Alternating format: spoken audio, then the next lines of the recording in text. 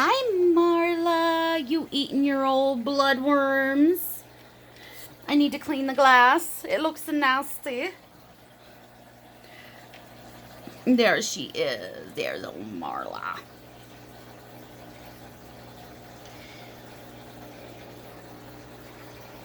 Look how big those fish are. It looks like there's a worm on old Mabry.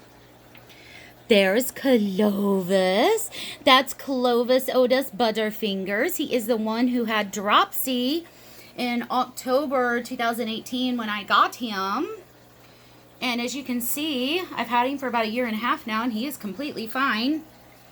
Can't believe we pulled through that. Back there is Truffles, her wonderful buttocks up in the air as usual. What a good purchase. Hey guys, sorry it's been so long. My tank does not look good at all.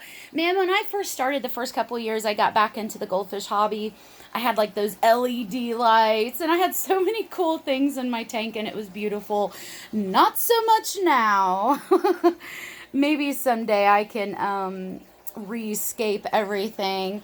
It's just not as easy as it looks when you've got 125 gallons and then 55 gallons to redo, decorate. You know, like that's kind of hard. So, and I actually did set up my tank a few weeks ago, like situated everything. I made a little path, and the fish after 4 or 5 days, they absolutely do this. They just toss everything around. They're very big fish.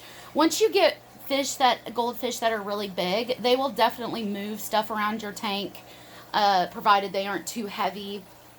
Like I've got Marla there. Marla's gotten very big, as you can see. She's definitely probably about 1 inch longer, and it's not just her tail, her body is even longer.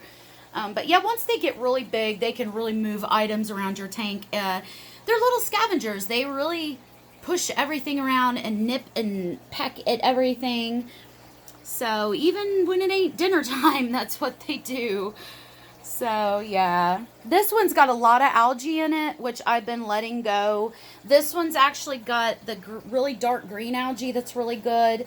And I've actually got some up here underneath the lights. Can't really see it, but I'm going to try to get my tank seeded with that nice like emerald green algae. It's supposed to be really good for the fish, good for the water. So yeah, I'm going to try to get that going and redo my tank, like make it look pretty. I was thinking about white sand, and obviously I got to do something about the background. It would be fine if water didn't get back there and like never dried out. It would be okay. I still haven't fixed that door, or that drawer rather. Yeah, and then I do have Gus up here. This is what I do whenever there's a fish that's extra floaty and I gotta watch how much they eat. Like I did give him some worms. They just had some bloodworms. And I did give him some. I probably gave him about 10 or 15 bloodworms. I've just got to watch because he is a really great feeder. He's really fast about it.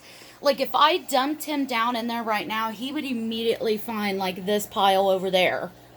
And there's probably some over there. He would find it like right away and gorge himself, and he eats really fast. Really, really fast. Get it, Marla. It's right there, you silly thing. There's Kumba. Truffles eats really slow. She like chews really slow. But yeah, this is what I do whenever there's a fish that I got to watch about their floaty issues. If they're like here lately, he's been floating around and looking all mournful after meals for a few hours. And sometimes the next day when I wake up, he's still kind of floaty, literally upside down. So I do have to do this with him sometimes, and he honestly doesn't get to eat every day because of that. If I let him eat every day a couple meals a day, he would get so bad, his swim bladder issues would get so bad, I would have to probably euthanize him. And Gus is my most friendly fish, absolutely. You know, all of these guys are friendly in their own way. I've got a few that are really friendly, but Gus is the absolute most friendliest. And then probably Truffles right there. She is my calico Aranda from Bozal. And I don't know if you guys noticed, Bozal's been uploading a lot of videos here lately of his facilities and how he breeds and how he feeds and his water changes and stuff. So if you guys just go on and search here on YouTube, Bozal, Bozhao, you can see how he does his setup and stuff, because I love Bozal, dude. He's with it, man. He's one of the only American goldfish breeders, like high quality American goldfish breeders. He looks for parasites like weekly. I mean, he's really on his game, and he produces very, very nice fish. Truffles would actually have more black on her right now if she was out in the sunlight more, or if I kept a better light on her consistently. So, but Marla's held on to her black very well, actually. And so is Mabry, surprisingly. So I was really thinking that Mabry was going to end up turning gold or white at some point, but nope. Her tail has been, like, not looking so good just the past few weeks. I'm going to have to pull her out and put some peroxide on it. But again, she eats and acts normal. I don't know. It's been going on for about a year, and I've tried all kinds of different medications. You can see it right there. Look at that. It's not ick. I know it's spotty. You would think it's ick. It's not, because I would see it on the other fish, and this has just been going on too long. It's just her. The only thing I can think is where her tail was folded under in that area, it just got some kind of bacteria or fungus in there that's just having a field day. So later on, I'm going to pull her out and put a little bit of peroxide on that and, like, rub the white off.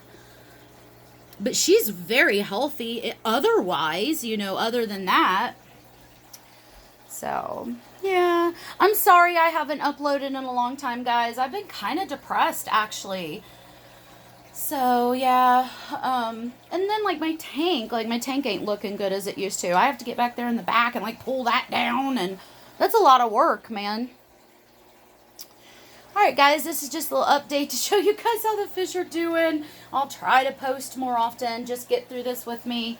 A little bit depressed. Other things going on. But I care for all of you. Everybody, there's certain ones I recognize, you guys, that's kind of been with me since the beginning, back in 2016, when I got back into this hobby and made videos. Like, there's a few of you that's actually been with me since then. So thank you for that. That's so sweet of you. Yeah, still say a little prayer for Mabry's tail. What is going on with Mabry's tail? Lord have mercy, honey. I've tried a lot of things on her, actually. It's not like I'm just letting it go. Trust me, I've isolated her, quarantined her at one point, and did medicine, and it's just not coming off. The only thing I can think is to keep making actual contact with the white stuff on her tail, rather than just putting medicine in the water. Maybe, like, pull her out and put peroxide or antifungal stuff directly on her tail. That's what I think I'm going to have to do. That's the only problem we're having, other than, look, Gus is all mournful. Whoop. There you go, buddy. Go on. He just gets floaty, but I've been keeping on top of it. I just don't feed him every day. I watch how much I feed him.